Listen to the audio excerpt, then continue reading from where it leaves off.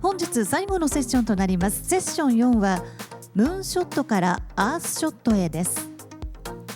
このセッションではかつて人類を月へ導いたムーンショットの精神が地球の持続可能性を問い直すアースショットへと転換を遂げつつある今、海外の先進的な取り組みをご紹介します。まずはアウレリアインスティチュート創業 CEO MIT スペースエクスプロレーションイニシアチブ創設ディレクターアリエル・エクブロー様、お願いいたします。Dr. Ekblaw, please. Hello. It's lovely to be here today, celebrating Digital Garage's 30th anniversary, and I believe my second NCC, so thank you very much for having me back. I'm excited today to talk to you about the future of space exploration technology in the context of space stations and space habitats.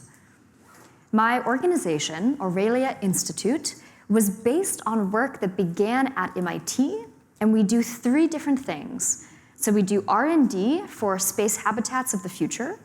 We do education and outreach, where we try to bring more people into the space industry from all walks of life and all geographies. And then we also work on space policy. How can we be good stewards of the space commons? This is just a quick screenshot of my team. Of course, I don't do this work alone. And we're fortunate at Aurelia to have inherited something, a principle of value from MIT, about the worth of interdisciplinary collaboration. And so my team is made up of scientists like myself. I have a background in physics, but also engineers and designers and artists and creative people, because we need all of these different interdisciplinary approaches to be able to make it a life worth living in space. In the space industry right now, we have an incredible inflection moment. It's time that we begin to build the next generation of architecture in orbit. This is a photo on this side of the International Space Station, the inside of the ISS. It's about to be decommissioned, shut down in 2030, 2031, an amazing collaboration between the US and Japan and many other countries. In its place, companies like VAST, working with SpaceX, are proposing commercial space stations. So for the first time in human history, we will have commercial companies supplying access to steady-state low Earth orbit, and part of that is enabled by Starship, this incredible rocket and many, many years worth of incredible rockets at SpaceX that have managed to bring the costs to get to space down so dramatically that a much broader range of space startups, like we just heard about startups and VC investing on the last panel, an incredible range of space startups are now viable. They operate in low Earth orbit, but they produce products or services that are of benefit to a much broader Earth-based market here down on the planet. So this is just an example chart to show you that the cost to go to space has dropped from about 50,000 USD per kilogram to now around $200 per kilogram. That makes it like DHL or FedEx. If you know these companies that ship cargo around the world, if you can ship something around the globe, you can ship it to space. It's really remarkable, and that is fueling an incredible wave of innovation. This next video that I'm going to show you is an example of what we can now do with launch costs being so cheap. We can start to deploy interesting infrastructure in orbit, even in orbit around the Earth, Moon, or Mars. Here, you see a rocket take off from Earth, voyage to its destination. Inside that rocket are flat-packed tiles. On the edges of those tiles are very carefully designed magnets. This is actually patented work from my MIT PhD research thesis from my degree. The tiles bond together autonomously, so it's robotic self-assembly, able to form much larger structures than that original rocket that it came in. Now that we can actually afford to do many rocket launches, we can begin to have modular infrastructure like this, build large-scale space stations, solar arrays, space-based solar power factories in orbit like we never have done before. This is where the expertise of my institute comes in. So we work on robotic autonomous self-assembly in orbit. We call this project Tesserae. And we're working on the Tesserae concept across multiple different scales. So we work on small-scale prototype tiles that have actually been deployed on board the International Space Station twice, testing the code and the algorithm and the autonomous nature of self-assembly of this robotic process. But we also build human-scale, huge mock-ups here on Earth to test out what the experience of Tesserae would be like as a space habitat. Here's an example of our iterative technology development of those small-scale space-grade prototypes across 4 different generations. You can see here that they've flown in 0G, they've flown on Blue Origin's New Shepard, and to the International Space Station twice. Here's a great shot of those tiles looking back down on Earth from the cupola of the International Space Station. And this is just an example of one of many different technologies that we can use in the space industry to begin to scale up space infrastructure. In addition to the technology work that Aurelia undertakes, we also work on an academy inspired by Starfleet Academy, a much beloved idea from science fiction, which is this is a place where young people could go to learn to have a career in the space industry. And so we are doing that work now at Aurelia, and we're thinking about it like a next-generation Bell Labs, where really innovative science meets very near-term pragmatic applications, and we're spinning out startup companies that our sister organization, a VC fund, gets the ability to invest in.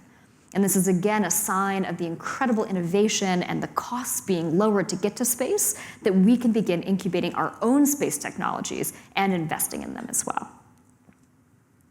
So now I'm going to give you an example of an application, the first application of a big Tesserae self-assembling space habitat. The first thing we should discuss is the problem. So the challenge that we're facing is that the International Space Station is being decommissioned rather rapidly, so we don't have much time to replace it.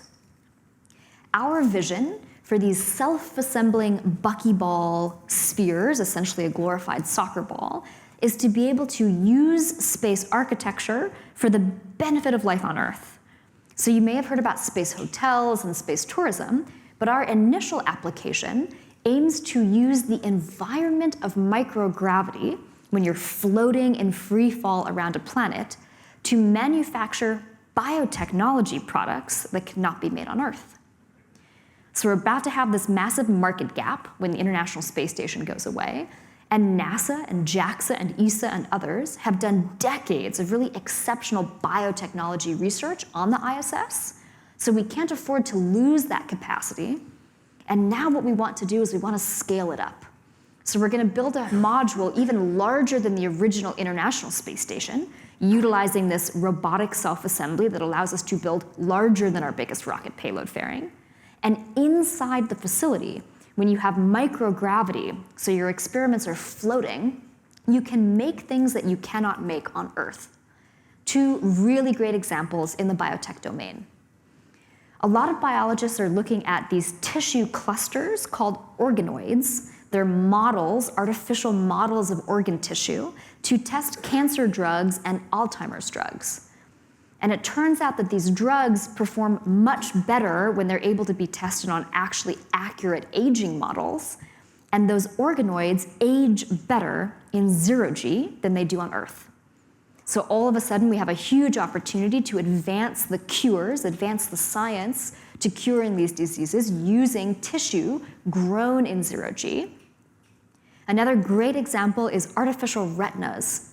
So to create an artificial retina, the piece of your eye at the back of your eye, you have to layer 200 layers of protein.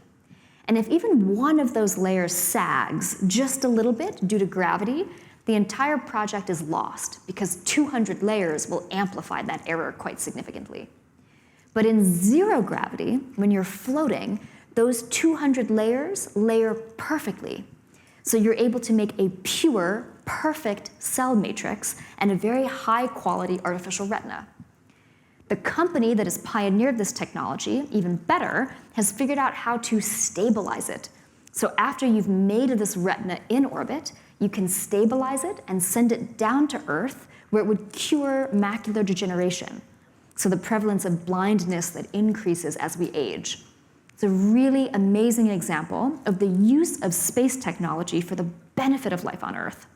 And now what we need is we need more real estate. We need more volume of space stations in orbit to be able to scale up this kind of technology. And again, that same chart about cost. What's so special about this moment and making it so realistic to be able to make money on this company, to have it be a pragmatic solution, is that the drop in launch costs is married to this incredible rise of AI sophistication in the biotech field.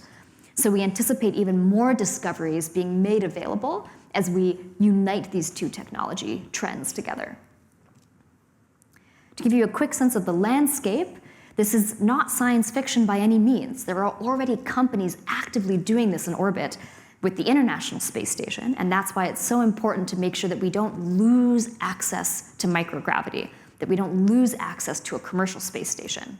Companies like Lambda Vision, the artificial retina company, companies like Prometheus, doing that organoid tissue work that I spoke about, and companies like Varda, very well invested in the United States, focused on autonomous biotech that can be done on orbit as well. And of course, decades and decades of research from NASA and the International Space Station built into this landscape. To give you a sense of how quickly we're moving, we think that we can build this replacement orbital biolab station in orbit in 5 years. It's a massive undertaking, much bigger volume than the International Space Station. Nothing like this has ever been built. We just shipped our latest hardware to NASA now 5 days ago.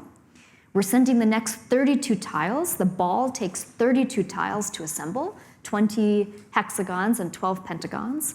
Those tiles are going to go back up to space in January, and we're making this happen so quickly because we have this incredible customer need and really Earth citizen need to be able to retain this capacity in orbit. So overall, we're working on new technology, an application of self-assembling infrastructure in orbit. We're working on the community, a Bell Labs-like community, to be able to keep this innovation ecosystem growing and spin out even more startups out of this interesting new endeavor and area. And then this is a multi-decade vision. So we're also working on the longevity of our organization to be able to stick with these projects for decades to come. I'm going to give a much shorter example of a different type of application. So you saw the pentagons and the hexagons, the tiles that made up the buckyball in the prior example. We can also use that same shape to create tiles in orbit for a massive solar panel. Now, what this would allow us to do is put those solar panels in orbit above the atmosphere, get really raw, unfiltered sunlight, much more efficient above the clouds than what you get for solar panels on the surface of the Earth, concentrate that energy, and beam it down to Earth even at night. That's the benefit of doing it from space. You can harness wherever the sun is in orbit with clever mirrors and clever orbital geometry of your satellite and beam that power down to Tokyo at night. So this is city-scale power that's green, clean energy, and would fundamentally solve the intermittency problem, the storage problem for solar power. Here's a quick chart to show you the expected levelized cost of this energy compared to something like nuclear or coal or more traditional power. And the huge advantage here is that it's 24/7. So traditionally, renewables like solar and wind have not been considered as reliable because they couldn't be baseload power to the grid. But something like this, space-based solar power, beamed down to Earth 24/7, could be baseload power. So a really huge example of what in-space infrastructure built at scale could do for the immediate benefit of life on Earth. Not science fiction, something that China has already announced a major program to do. The United States is now competing. Japan has an amazing history of work on this very idea. JAXA is actually one of the leading concepts for a future space-based solar power installation. Now we need to go build it. And finally, the cost to get to space is cheap enough that it's actually viable to put this much mass up into orbit. I'm just going to close the talk with an example of where this is all heading. there's a wonderful idea in the space industry called off-worlding. Not off-worlding the humans, we should stay here. Maybe someday some of us explore and venture out further beyond Earth, but Earth is an amazing home. A lot of people want to be able to stay here and cherish Earth. So let's off-world the heavy industry. Take the factories and the mining and the chemical byproduct manufacturing, all of these industries that really challenge the Earth's biological, natural, biochemical systems, pollute certain systems on Earth, and slowly, gradually, responsibly get that heavy industry off into space. Now, people sometimes ask me, are you just going from polluting Earth to polluting space? No, because in space, there's no water vapor atmosphere. You're operating in the vacuum. And so there are much more responsible ways of dealing with the outgassing of chemicals or dealing with the offtake from mining than we have here. Now, this is not something that we can just do in a few years. This is maybe a 100-year vision, a 50 or 100-year vision. But it is something that's worth thinking about to let Earth recover and become a garden planet for generations to come. This all goes to show that humanity is at an incredible inflection point. This is our chance to really profoundly shape our next chapter and what our in-space ambitions look like as a species. At Aurelia Institute, we're actively looking for forward-thinking partners to unlock the future of space infrastructure for the public good. Because fundamentally, space exploration is not about abandoning the Earth. We hear a lot about space treating Earth as a plan B and that we need to go out and find somewhere else to live. This is a beautiful photo taken of Earth on the Apollo 8 mission, the iconic Earthrise photo. And Bill Anders, the astronaut who took this photo, famously remarked, "We came all this way to discover the moon, and the most important thing is we discovered the Earth." And so on that note, I'd like to thank you so much, and I look forward to meeting many of you at the reception later tonight. Thank you. Thank you, Dr. Ekblaw.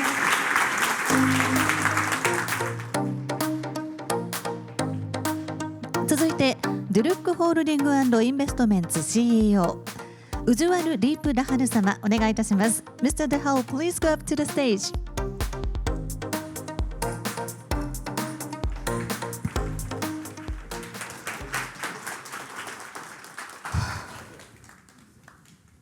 Good afternoon, ladies and gentlemen. My name is Ujjwal. I am from Bhutan, and I work for the Sovereign Wealth Fund, the investment arm of the government of Bhutan. And I'm here, but before that, I want to tell a story. We have Rocky-san here, whom I met in the morning today from Digital Garage.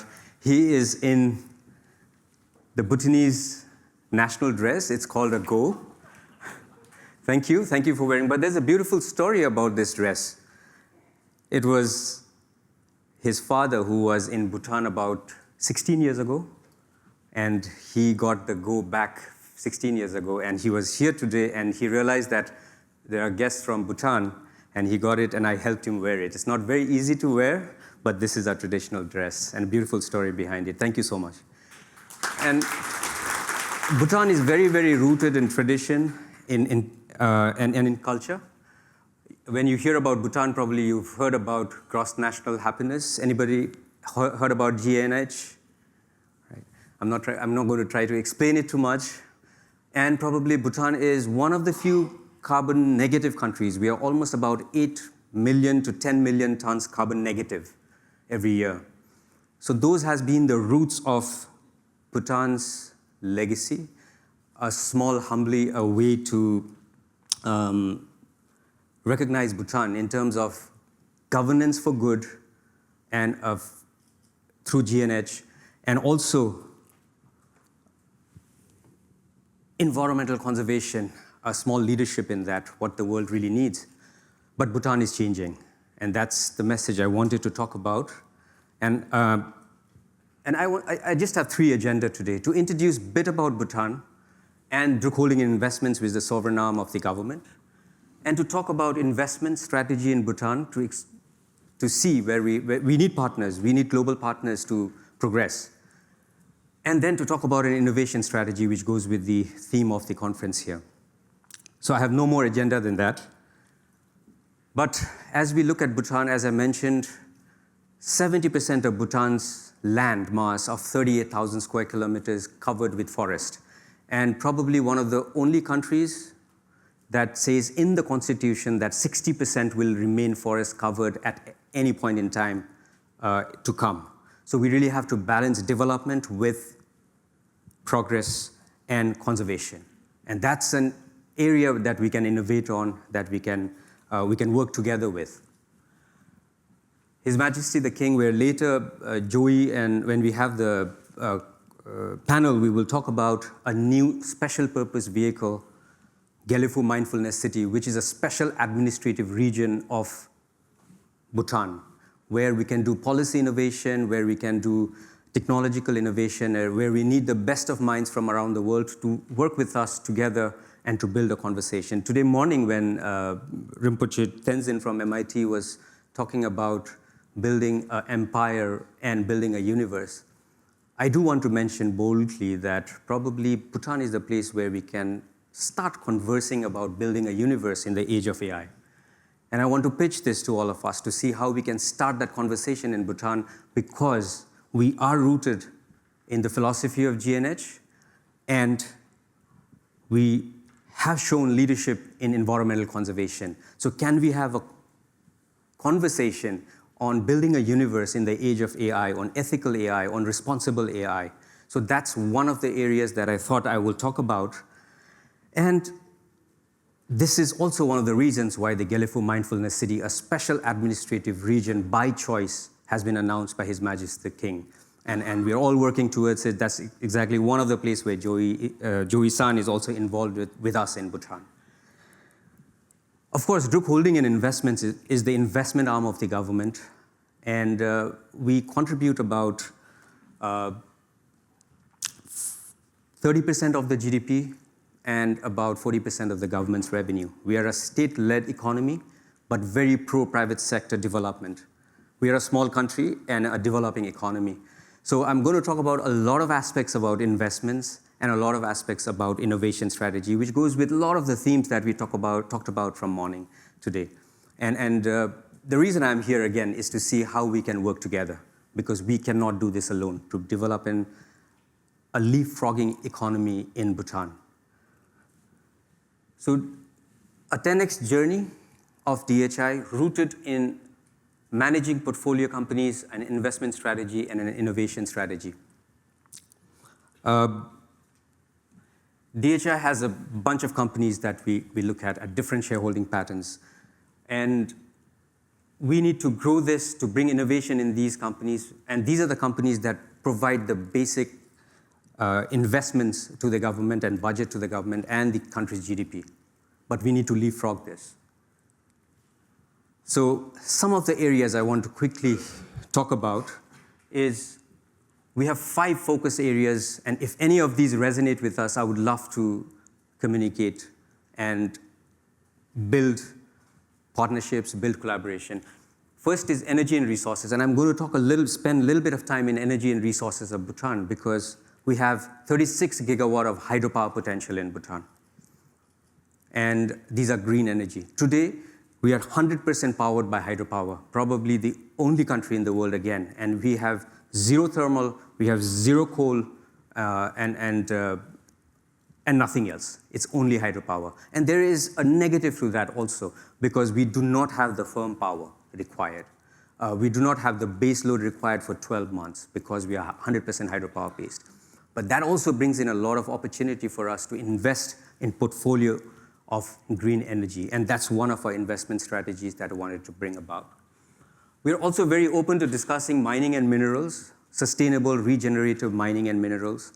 A lot of rare earth elements are being scanned to look at if there are opportunities to leverage. We're looking at high value, low volume manufacturing services, because we are landlocked, but at the same time, we are between China and India, and we are in a population of 2 to 3 billion people in a radius of 500-600 kilometers. So huge market, even though we are landlocked.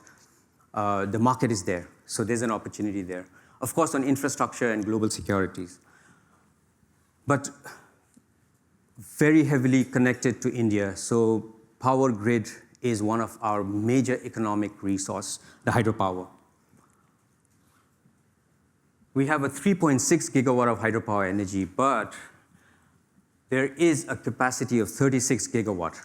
And I bring this because when we talk about AI, when we talk about the next generation economy, energy becomes fundamental.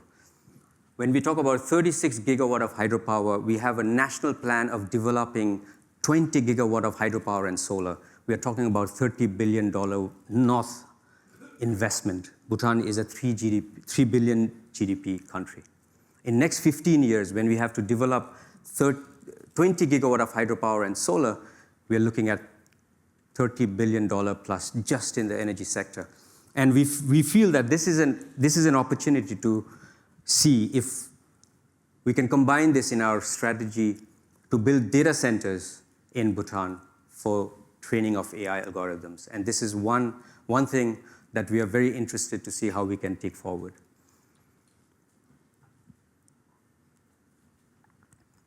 We are also planning for a strategy of 5,000 megawatt of solar, and solar really combines well with hydropower for base load, as you would know. But this is an interesting slide I want to spend a minute with and really see, because hydro does not have, because we are 100% run-of-the-river hydro, we do not have the power in the winter. And we're looking at technologies like grid-scale batteries with the reduction of power, with the reduction of cost in batteries. We're exploring geothermal. Of course, we're doing some pump storage, wind and solar. But one of the interesting things that we have been talking to some experts in is in terms of natural hydrogen exploration. And this is an area of interest for us. Considering the geology, the initial thoughts, as we explore geothermal, natural hydrogen seems to be an area of exploration. And there are certain startups around the world, and natural hydrogen has really picked up in the meantime. So that's another area of interest that we are looking at, apart from, of course, hydrogen and combined cycle. Again, if you look at excess hydropower generation in summer that we have in Bhutan, we could use the excess hydropower to generate hydrogen and use it in winter to convert it back to electricity. It's probably not a technology problem, it's probably a financing problem. We really need to look at, but the point is, I think Bhutan is a place, because we have this opportunity to solve the winter power problem, maybe a showcase of this technology will be interesting in Bhutan if we find risk capital. And this is one of the areas that we are relentlessly talking to some of the development banks, and an area of interest for us. If we can crack this in terms of, because you don't have to transport hydrogen in this case, it'll be in the same place. And if the economics work, this will be a groundbreaking project to take forward hydrogen economy and a place to look at. And I do want to mention here that Bhutan also got into Bitcoin mining in about 2019 because of our excess hydropower in summer. And apart from Bitcoin being a store of value, a future asset, compared to gold as a digital asset, it is also a battery for us, because you can actually generate it in summer and hedge for your energy risk in winter. So Bitcoin has a lot of other usage, and we have leveraged our hydropower to mine Bitcoins as a way of economic development. There are a lot of other investment areas that we are interested to talk about, right from polysilicon to advanced transportation to magnesium, AI data center, township project, mass engineered timber, because we are 70% forest cover. These are areas that we want to talk to investors globally to see how best we can build an economy, but sustainably and regeneratively. The last is on the innovation strategy I wanted to introduce. And Bhutan is, as I mentioned, a small economy,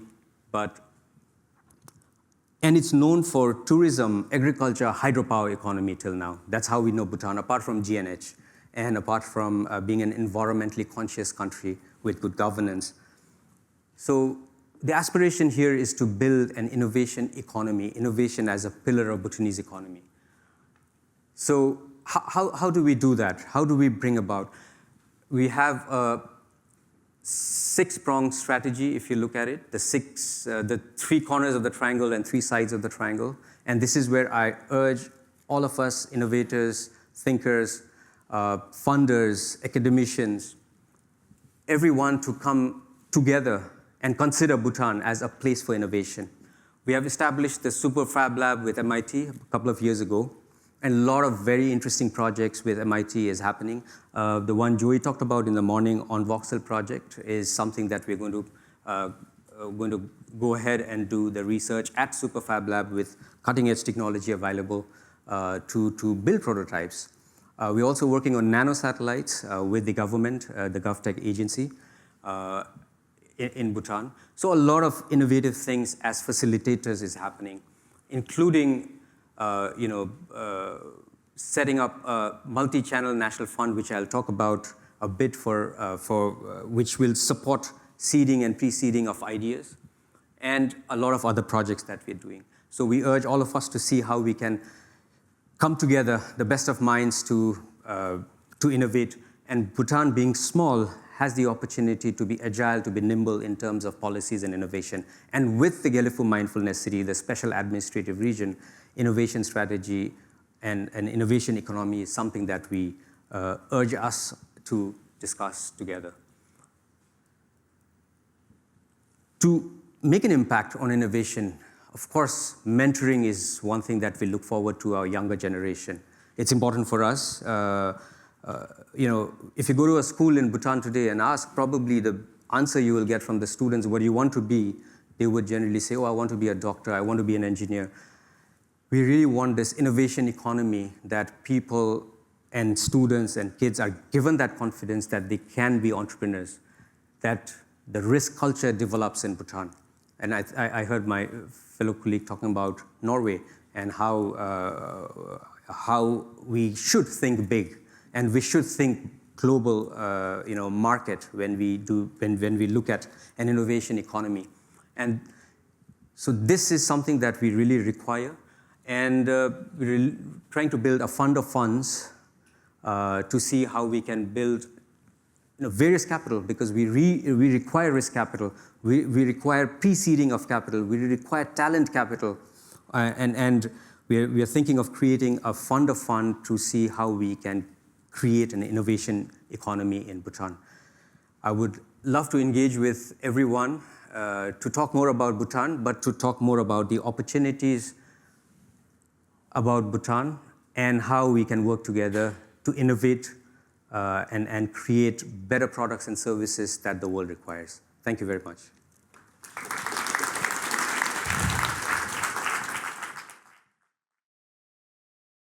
それではパネルディスカッションを始めてまいります。ご講演いただきましたエクブロー様、ダハル様を再度お招きしてお送りします。モデレーターは伊藤浄一が務めます。それではよろしくお願いいたします。Okay, I think I'll speak in English for this one. So there's sort of looking at the Earth and then looking from the Earth. So there isn't as much overlap as an opportunity to brainstorm.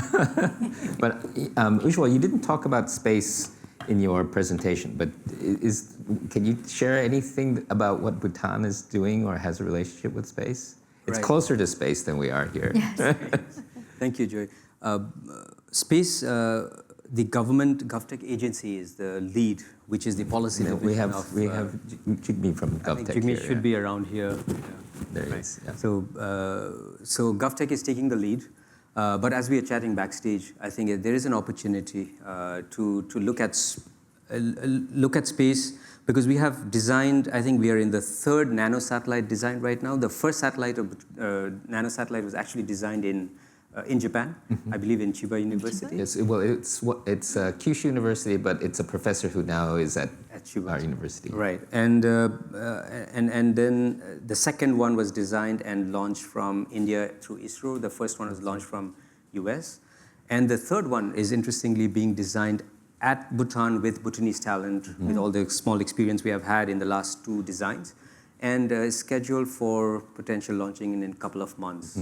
Still, I believe it's U6 nanosatellite that's been done. But we'd love to explore further to see what we can do with Superfab Lab and accelerate and MIT, yes. Yeah. And it's, as Ariel had in her slides, I mean, space is becoming more accessible, and I think it used to be that you have to have a huge country to have a space program, but now Bhutan has a proper space program, and space is becoming more accessible. And I think, we're talking more about sustainability and energy, but because Bhutan is landlocked, obviously communications is also very important. Yeah.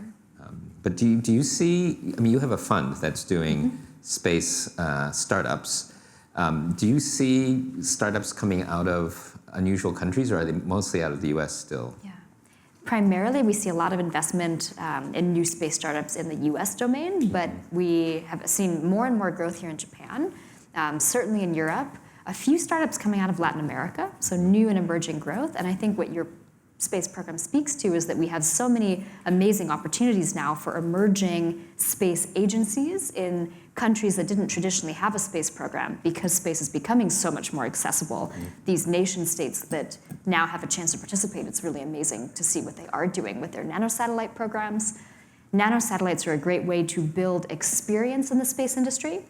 It's a satellite that can have all kinds of very sophisticated sensing capability and has to communicate back to the ground. So you essentially test out your country or your company's ability to launch something that sustains the difficult conditions of launch, the vibration and the shock, can actually operate in the vacuum, can phone home, can communicate back with RF or laser link back to the US, and then really bring a lot of pride to your home country or to your company, who's whatever your organization might be that's doing your first nanosatellite. So big congratulations for those two. That's really exciting. Yeah, and I think that's kind of a general theme that we're seeing with AI, with space, where everything is getting easier and cheaper to do, and countries that you wouldn't imagine being able to do a startup in, or places like space where you couldn't imagine doing startups, are becoming more accessible. And it feels like when you hear Bhutan or when you hear space, they seem really far away. But or now, isolated. Yeah, or isolated. But now, they're quite accessible. And I think that's the other part of this conversation earlier was, from the U.S., Japan seems far away, and that was kind of the last generation of distance. But that's easily becoming bridged. And so, but because I'm sure there are a lot of entrepreneurs here who are like, but space, come on, and same with Bhutan, like really go to Bhutan. But what do you, when you present, do you think people here should be thinking actively about space or about Bhutan now? Is it ready?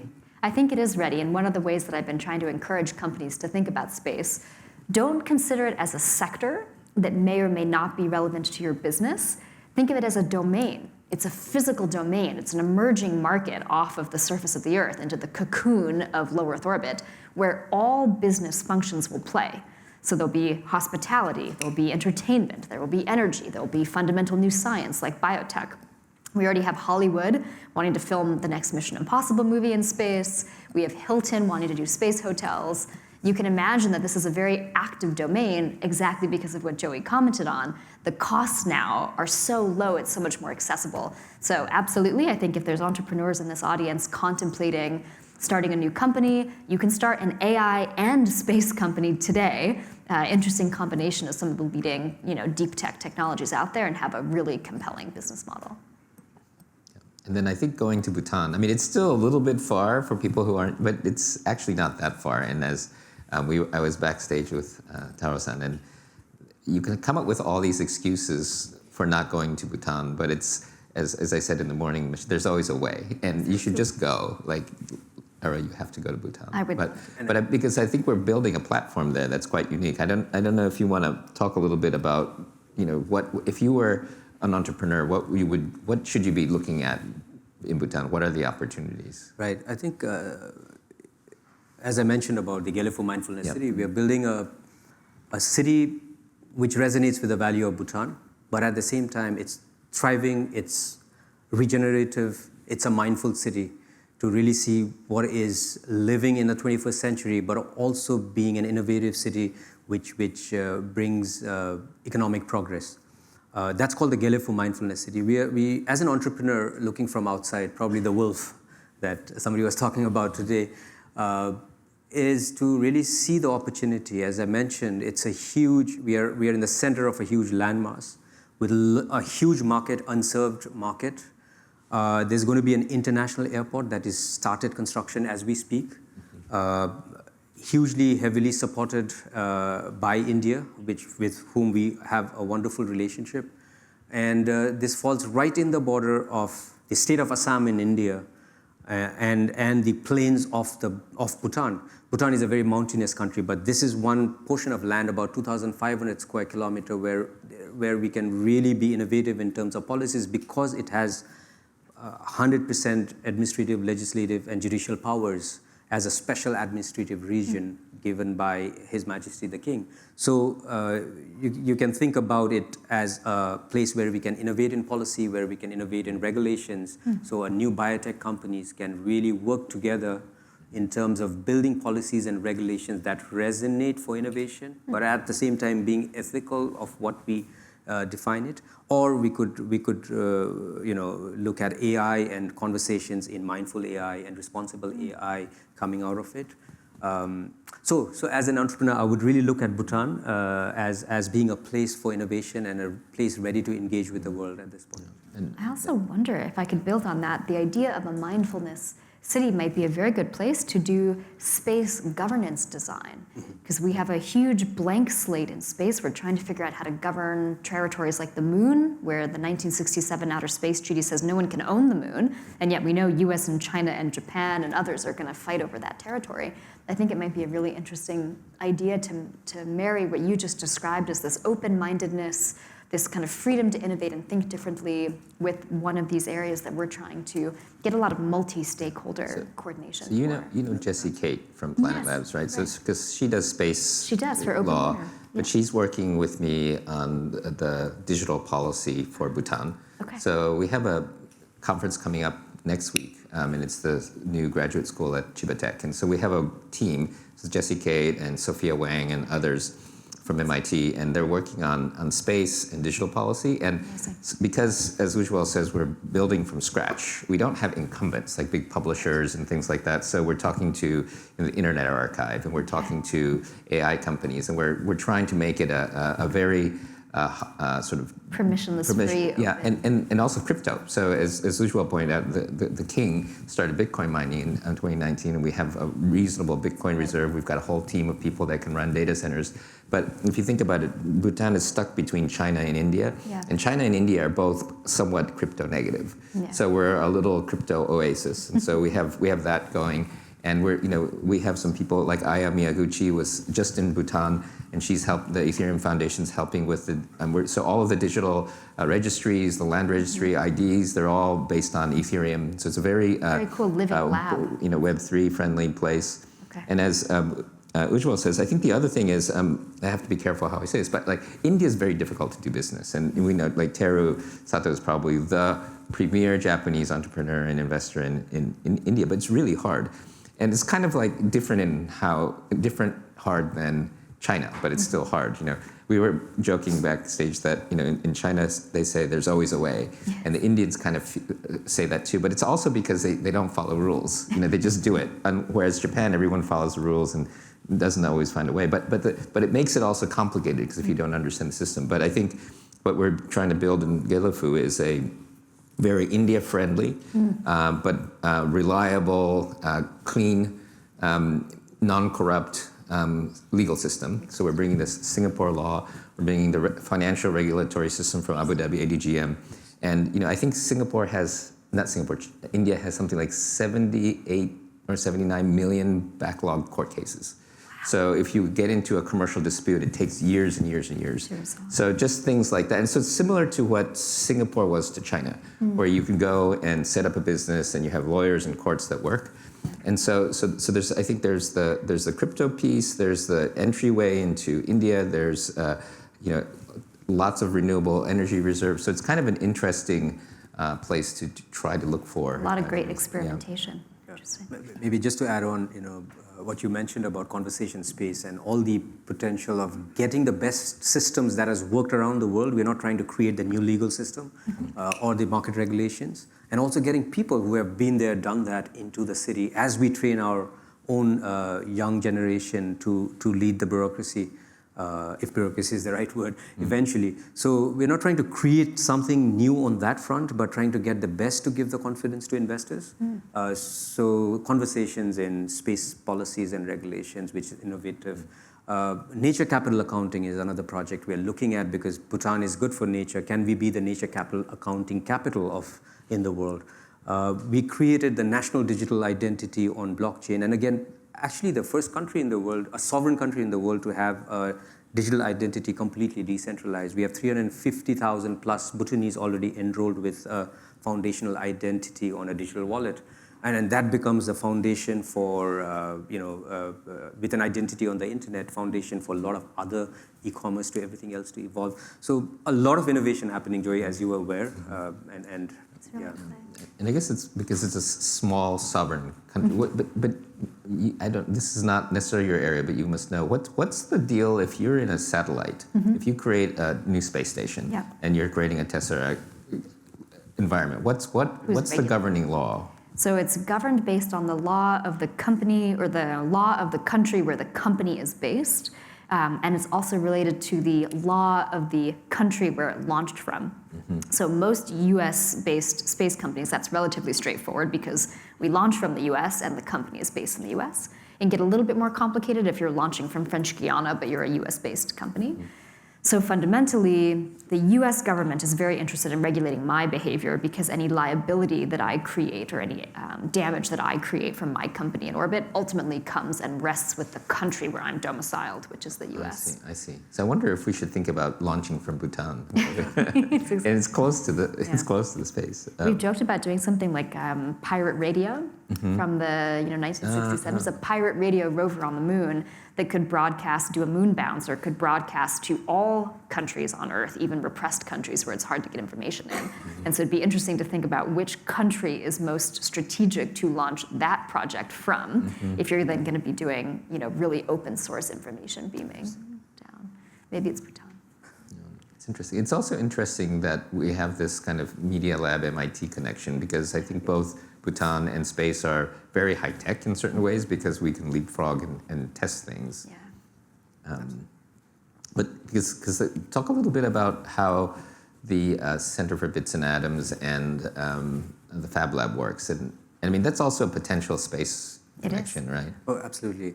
So during the COVID, we actually established the Super Fab Lab. At that point, I think it was the third Super Fab Lab in the world. I think MIT had one, and there was one in Barcelona or something, and one in India actually. And so it's as you know, it's a very beautiful creative space, and Neil Greshenfield has been the pioneer of this. And then we have done quite a bit of research on many areas like the drones, if you look at. And drones become a very interesting vehicle for Bhutan, which is very mountainous. So we can look at drones from just a testing lab of drones in Bhutan, because we can offer 100 meter above sea level to 5,000 meter above sea level in a span of 38,000 square kilometers. So you can be at 100 meter below sea level now, and in 2 hours you are at almost 4,000 meters as you drive up. And then you can think of having a drone testing lab, which can have all these different parameters. So similarly, we have done quite a bit of research, and the next one that we are working on is on the Voxel project for sustainable construction with robotics. And I'm personally looking really forward to that project, and the kids back are very, very excited to. And you know the project, the Voxel project, right? I mean, does that relate to self-assembly in space? It does. I was smiling because I think they're very well connected. Part of my research for my PhD at MIT was inspired by Neil Gershenfeld's work of robots that build themselves, or fab labs that spin out new fab labs that imitate. There's this recursive idea in a lot of the CBA's work. And so this Voxel project is very interesting. Our self-assembling infrastructure for space could also work on Earth in contexts like these. They work best when the tiles are floating, when there's no gravity to pull them down so they can pop up and self-assemble. But there are ways to add robotics to these self-assembling systems and essentially have them build infrastructure on Earth in areas that are torn by natural disasters or extreme environments where you need to have really quick deployed pop-up shelter. So this is actually a great point of collaboration, maybe to hit on, and maybe we can explore something in between the Voxel project and absolutely. Absolutely. That's great. Yeah, that's interesting. And because one of the things that we're thinking about is, and I mentioned this morning, is to use renewable materials and renewable energy.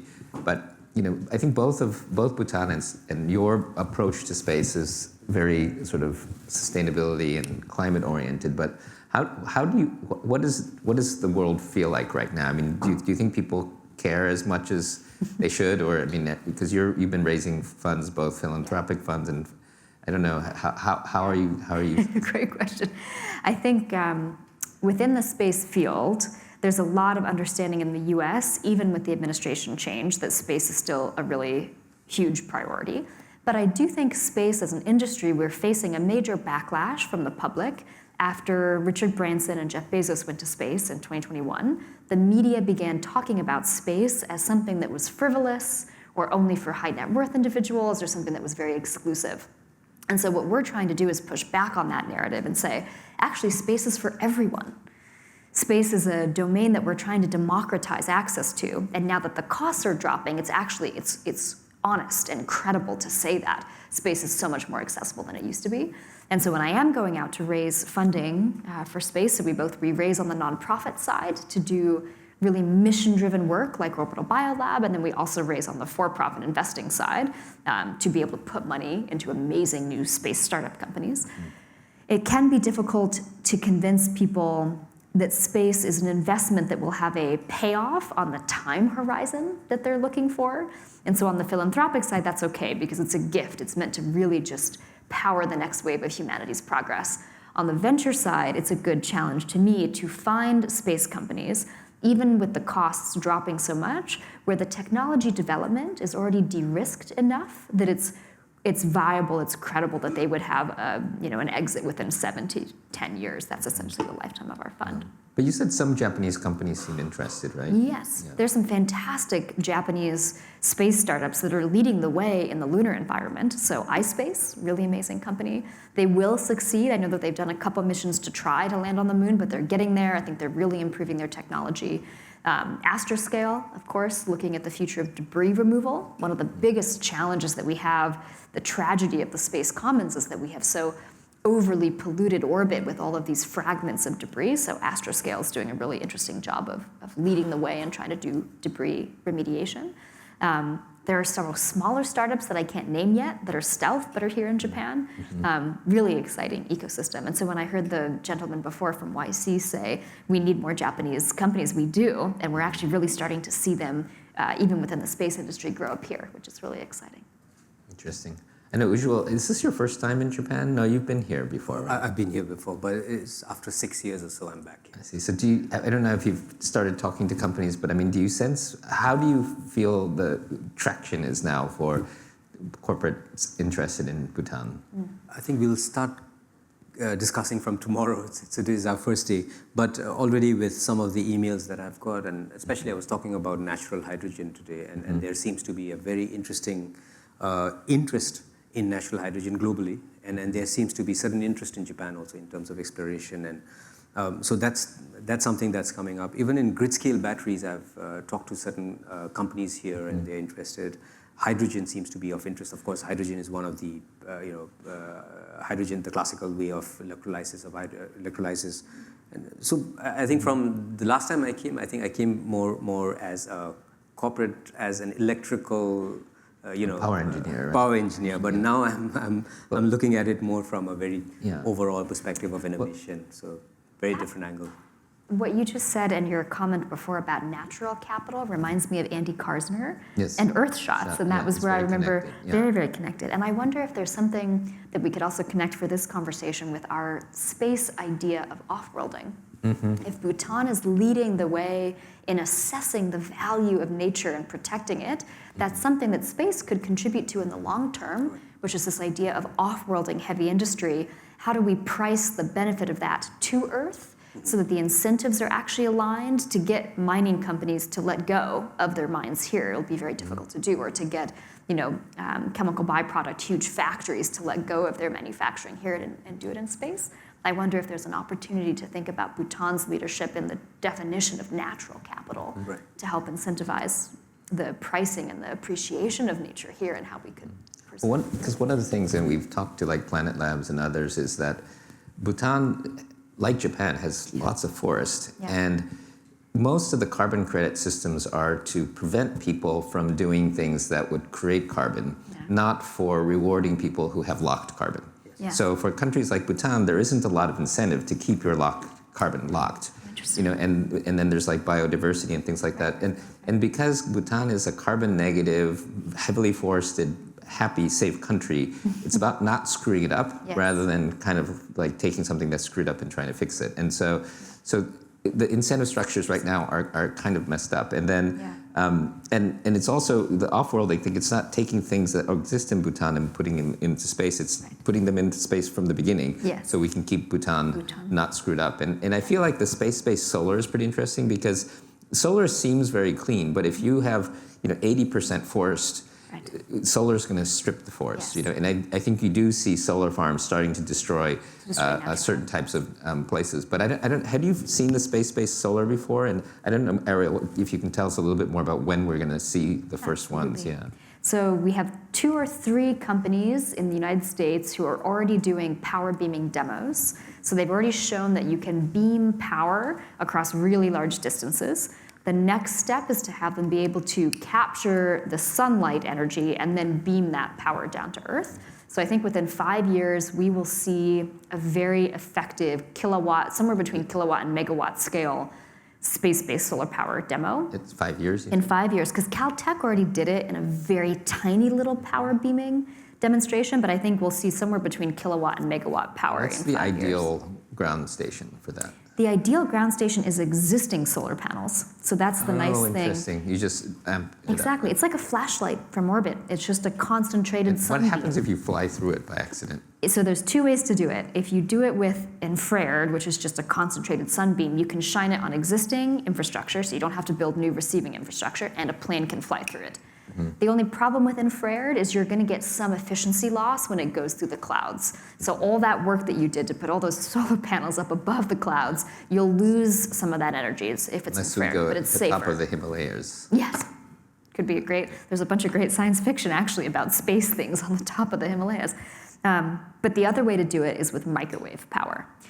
So if you collect all the sunlight in orbit and you concentrate it into a microwave beam pierces straight through the atmosphere, way more efficient. However, that's also a risk of it being something that is a space weapon or even just a beam, if well contained, that a plane cannot fly through. So you'd have to do a keep-out zone, like what we do around military bases. But I was going to say, I mean, I can imagine some people wanting to point it at people they don't like, right? Yes. So one of the reasons that we're so interested in helping with this from a self-assembly standpoint is if you've built a huge monolithic solar panel array in orbit and someone hacks it or takes control of it and tries to point it somewhere where it's not supposed to be pointed, it's really hard to do anything about that. But if you have a self-assembled modular array of panels in orbit, you can put a ring on the ground, and if that beam ever touches the ring, meaning someone's trying to take over control and point it somewhere it's not supposed to be pointed, you can immediately force disassemble the entire thing. So that infrastructure that was capturing all the power can be immediately dispersed, and then there's no beam. So that's one of the reasons we're trying to be really, really responsible in our technology design, and for once, think about the negative uses of the technology before it gets built so that we can try to build in a safety net there. But that's a really great point, because we don't want it to be like an Austin Powers space laser. I think when you talk about space, when you talk about nature capital accounting, and with Planet Labs, we were one of the things that we are talking with Planet Labs is to really use satellite imagery to map the forest, because credibility, we're looking at nature capital from 2 aspects. One is just the carbon, and one is the biodiversity, the glaciers, the catchment areas, and which has never been valued. So it's kind of a philosophical discussion about how do you value biodiversity, how do you value flora and fauna, How do you value a catchment area that makes water flow and fishes survive, and the biodiversity it manages? That's one part of it. The other part is the carbon. Probably the carbon is the easier one, depending on, of course, how the carbon market grows. But how do we use satellite imagery with all the algorithms, AI algorithms that we have, so that you can do accounting of carbon assets? And as Joey was mentioning, for sequestering carbon through a high forest, low deforestation, there's an instrument at least to see. But then if you can really bring credibility through technology in terms of surveying, in terms of measuring carbon, that will be the first step. And companies like Planet Labs and the satellite imagery will make it cheaper, faster, and more credible. And then, of course, we can talk about tokenizing carbon assets to make it more, once we have the benefit of it with tokens, you can actually give the token back to individuals who contributed in building this carbon repository, so that there is an equitable distribution. So those are some of the thoughts in nature capital accounting. That would be a great way to fund your off-worlding, right? Because a factory does more than just produce carbon. It destroys all kinds of things. So if you could get the offset benefit, right? Exactly. And I like the way that you framed it for Bhutan. It's not so much pricing the difference of getting the bad stuff out, because it's a beautiful natural environment that should be given value, preserving that huge bastion of forest that you have. And so that gives extra value, because not only could you incentivize stopping the bad industrial processes, but you could give people value by preserving it in the first place, which is another great step of off-worlding, is preserve the Amazon, preserve Bhutan's forest. And how much are you in this natural capital accounting, this sustainability math space? Is that something that has connected with the space community? I guess the observer people like Planet Labs are all in that space, but more broadly. I think it's very new to the space industry. So I've been interested in it since we worked with our common colleague at Emerson. And I think it's really interesting now to maybe explore this in the context of Bhutan. Overall, the space industry is not yet so keenly focused on off-worlding, because they're also still just trying to get the rockets to work well and trying to get the satellites to work well. But I do think this is another example of set the industry on the right long-term path, feed and seed the right principles that we want to have at the end goal of the space industry. The end goal could be off-worlding. And then, the Planet guys like Will Marshall and Robbie Schingler are just amazing on that.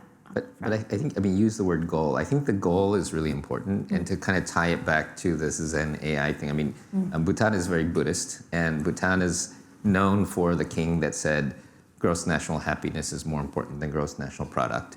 And I think your goal is to help the Earth, not to escape the Earth and go to Mars, right? And I feel like even if you're talking about the same technology, whether it's AI or space technology, it really matters what the goal is. Yes. And I feel like the goals come from kind of your values, and I